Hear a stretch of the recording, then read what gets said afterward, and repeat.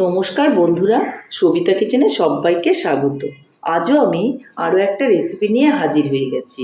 আজ আমি বানাবো ট্যাংরা মাছের চচ্চড়ি। ট্যাংরা মাছের চচ্চড়ি কিন্তু খেতে ভীষণ ভালো লাগে। এই মাছগুলো খেতে সবাই কিন্তু ভীষণ পছন্দ করে। তাহলে আর দেরি না করে ঝটপট বাজার থেকে এই মাছগুলো এনে আমার রেসিপিটা ফলো করে বাড়িতে বানিয়ে ফেলুন আর সবাই মিলে খান। তাহলে আর বেশি দেরি না করে ঝটপট দেখে ফেলুন আমি এই ট্যাংরা মাছের চচ্চড়িটা কী করে বানালাম। ট্যাংরা মাছ বানাতে গেলে আমাকে ট্যাংরা মাছ অবশ্যই নিয়ে নিতে হবে। দেখুন ট্যাংরা মাছগুলো আমি নিয়ে নিয়েছি, আর কতটা সুন্দর ডিম হয়েছে ট্যাংরা মাছগুলোর মধ্যে। এরকম ট্যাংরা মাছ কিন্তু খেতে ভীষণই ভালো লাগে। আজকে আমি ট্যাংরা মাছটা বানাবো আলু বেগুন দিয়ে। তার জন্য আমি আলু বেগুনও কিন্তু নিয়ে নেব। এখানে আমি ট্যাংরা মাছের মধ্যে হলুদ আর লবণ খুব সুন্দর করে মেখে নিয়েছি। আর এর সঙ্গে আমি নিয়েছি আলু, বেগুন, পেঁয়াজ কুচি, টমেটো কুচি আর কাঁচা লঙ্কা। এটা দিয়েই কিন্তু আজকে আমি ট্যাংরা মাছটা বানাবো। তাহলে ট্যাংরা মাছের চচ্চড়ি বানাতে গেলে আমাকে ট্যাংরা মাছগুলোকে প্রথমেই ভেজে নিতে হবে, যার জন্য আমি ট্যাংরা মাছগুলোকে এখন ভেজে নেব। ট্যাংরা মাছগুলো ভাজার জন্য আমাকে তেল গরম করে নিতে হবে। আমি কিন্তু কড়াইয়ের মধ্যে তেল দিয়ে দিয়েছি। মাছগুলোর মধ্যে ডিম হয়ে গেছে, যার জন্য একটু সরষের তেল আমি এগুলোর মধ্যে মেখে নেব, তাহলে গায়ে ছিটবে কম।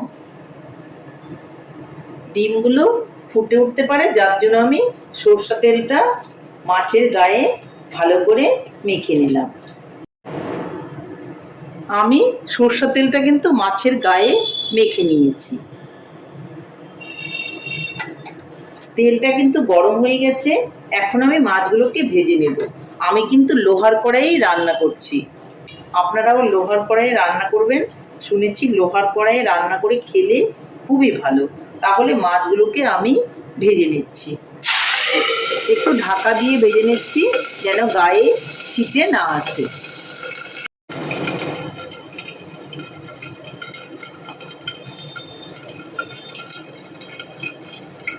মাছগুলোকে আমি নেড়ে চেড়ে একটু ভেজে নেব।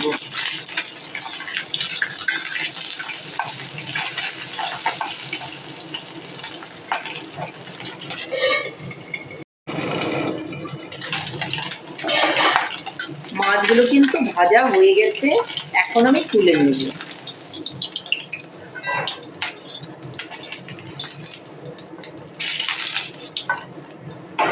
বাদ বাকি মাছগুলো আমি আবারও ভেজে নেব। এইভাবে আমি সবগুলো মাছই ভেজে তুলে নেব।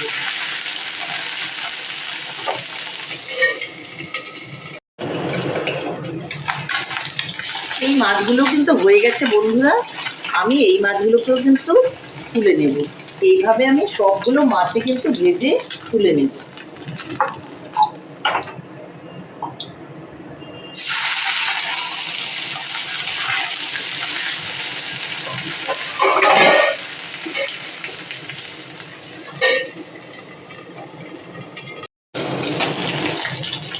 এই মাছগুলোকে তুলে নেব, তাহলে সবগুলো মাছই আমার ভাজা হয়ে গেল।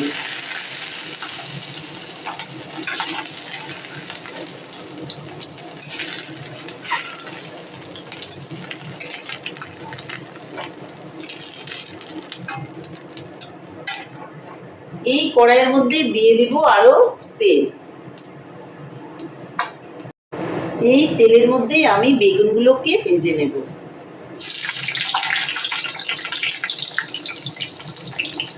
বেগুনের মধ্যে দিয়ে দিব অল্প করে লবণ, আর দিয়ে দেব অল্প করে হলুদ। আপনারা হলুদ আর লবণ বেগুনের গায়ে আগেই মেখে নিতে পারেন, তাতেও কিন্তু কোনো রকম অসুবিধে হবে না।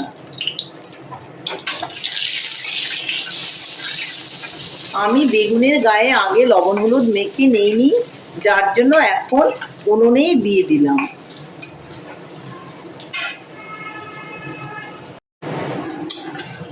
বেগুনগুলো ভাজা হয়ে গেছে, এখন আমি নামিয়ে নেব।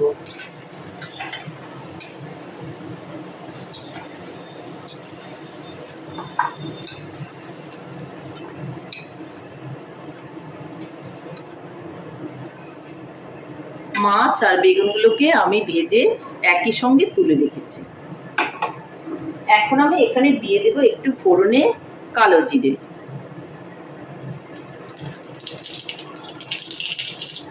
তারপর দিয়ে দেব আমি পেঁয়াজ কুচি,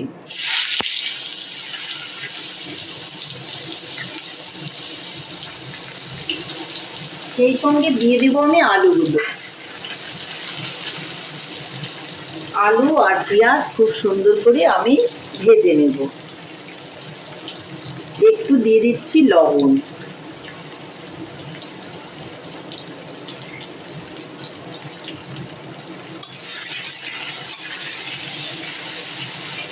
তাহলে একটু লাল লাল করে আমি ভেজে নিচ্ছি।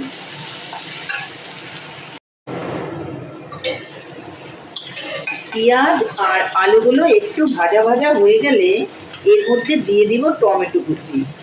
টমেটোগুলো কিন্তু আমি গুটিগুলো ফেলে দিয়েছি, আপনারা ইচ্ছে করলে ফেলতেও পারেন, আবার নাও ফেলতে পারেন।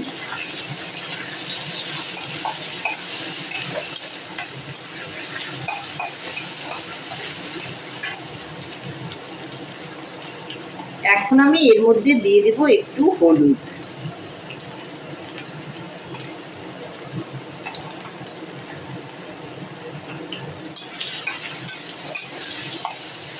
তারপর দিয়ে দিব এই কাঁচা লঙ্কাগুলো। আজকে কিন্তু আমি কাঁচা লঙ্কা দিয়েই কিন্তু রান্না করব, কোনো রকম কাঁচা লঙ্কা বেটে এখানে ব্যবহার করব না।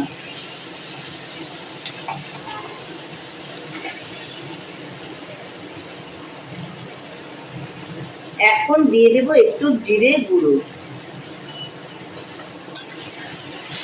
নাড়াচাড়া করে নেব। মশলাগুলোকে খুব ভালো করে কিন্তু আমি কষিয়ে নেব।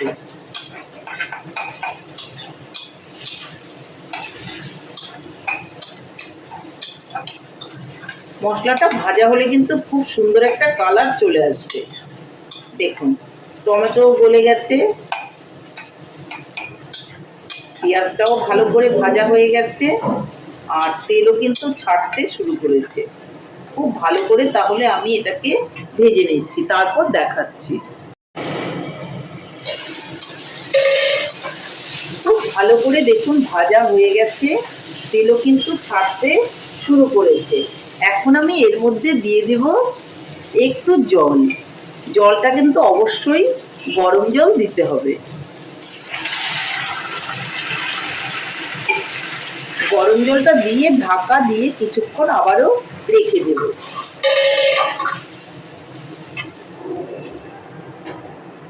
তার আগে আমি অল্প করে দিয়ে দিব চিনি।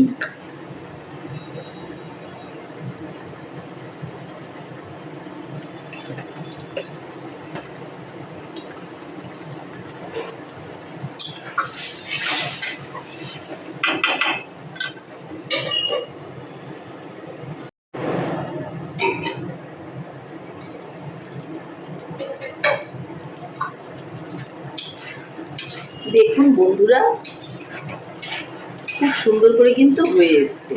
আলুটা দেখিনি আমি সেদ্ধ হয়েছে কিনা। হ্যাঁ, আলুগুলোও কিন্তু সেদ্ধ হয়ে গেছে।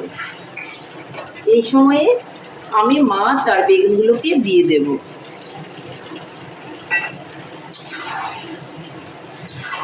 মাছ আর বেগুনগুলোর সঙ্গে একটুখানি কষিয়ে নেব। ধনেপাতা থাকলে খুবই ভালো হতো, কিন্তু আমার কাছে এই মুহূর্তে ধনেপাতা নেই। আপনাদের কাছে থাকলে আপনারা ধনেপাতা অবশ্যই দেবেন।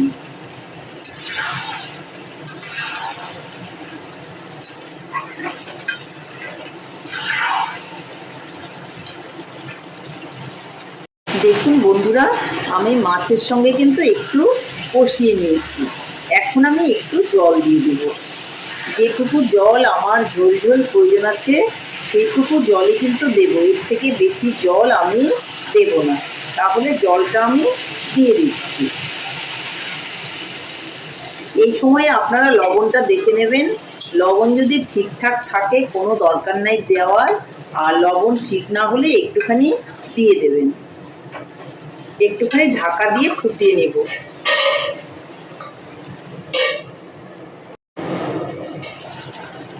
ফাইনালি আমার ট্যাংরা মাছের চচ্চড়ি রেডি। এখন আমি এটাকে নামিয়ে নেব। উনানটাকে অফ করে দিচ্ছি আর নামিয়ে নিয়ে আপনাদের দেখাচ্ছি। ফাইনালি ট্যাংরা মাছের চচ্চড়ি রেডি। তাহলে বন্ধুরা, আমার রেসিপিটা কেমন হয়েছে? আমার রেসিপিটা যদি আপনাদের ভালো লাগে তাহলে লাইক, শেয়ার, কমেন্ট করতে ভুলবেন না। আর আপনি যদি আমার চ্যানেলের নতুন বন্ধু হয়ে থাকেন তাহলে চ্যানেলটা সাবস্ক্রাইব করার অনুরোধ রইল। পাশে থাকা বেল আইকনটি প্রেস করে রাখুন আমার নিত্য নতুন রেসিপির আপডেট পেতে। তাহলে আর দেরি কেন, ঝটপট এভাবে বানিয়ে ফেলুন আলু বেগুন দিয়ে ট্যাংরা মাছের চচ্চড়ি, আর সবাই মিলে গরম ভাত, রুটি পরোটার সঙ্গে খান, দেখবেন ভীষণই ভালো লাগবে। নমস্কার, ভালো থাকবেন, সুস্থ থাকবেন। আবার দেখা হবে আরও একটি রেসিপির সঙ্গে।